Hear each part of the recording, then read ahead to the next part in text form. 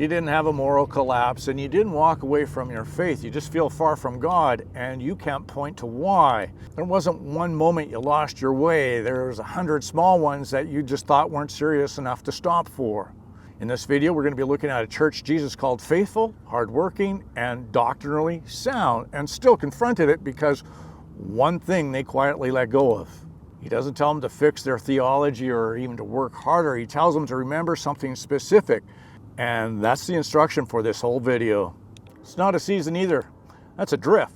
And drift never announces itself. It just accumulates until the distance it's undeniable. Jesus saw this exact drift in a church called Ephesus. They were doing everything right, and they were still dying.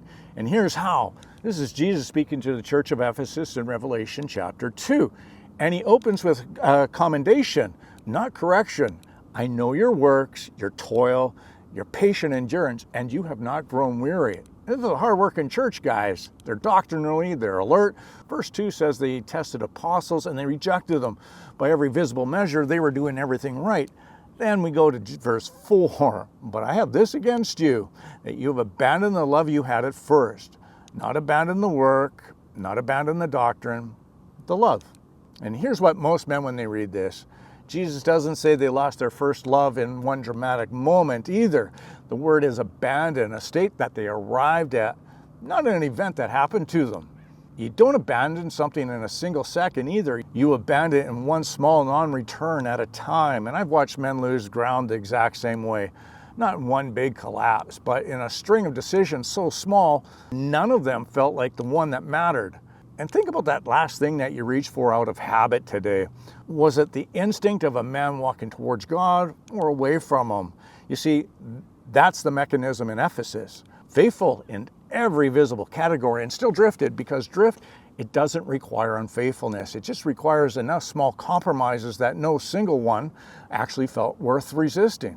And here's what Ephesus really exposes. You can be sound, you can be working hard, and you can be actively resisting false teaching and still be the one that Christ is confronting, because none of that is the same thing as love.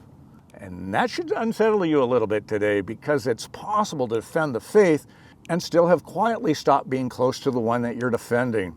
The uncomfortable question isn't, am I doing the right things? It's, when did the right things start replacing actually being with him?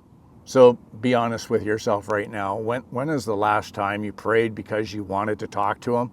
Not because you needed something, not because it was on your to-do list. What's the one thing you used to do consistently without being told to, that you quietly stopped doing, somewhere in the past year? Not because you decided to stop, you just didn't do it one day and then didn't do it again, and it never became a decision. You're not failing and you're not walking away. You're just further away from where you started than you realized, because none of the individual steps felt far enough to notice. Jesus, he doesn't tell Ephesus to fix their doctrine. He gives them 3 words: remember, repent, and do the first works. Remember what it was like before that drift? Repent, turn around, not punish yourself, and do the first works. Not new works, not more works, the first ones. The specific thing that was there before it quietly wasn't. That's the actual practice for this video. Not a new routine, one specific thing. Name it honestly right now that you used to do that connected you to him, and then go do that one thing again this week. Not everything, that one thing. If you want men around you while you rebuild that, there's a brotherhood built for exactly this. Link is below.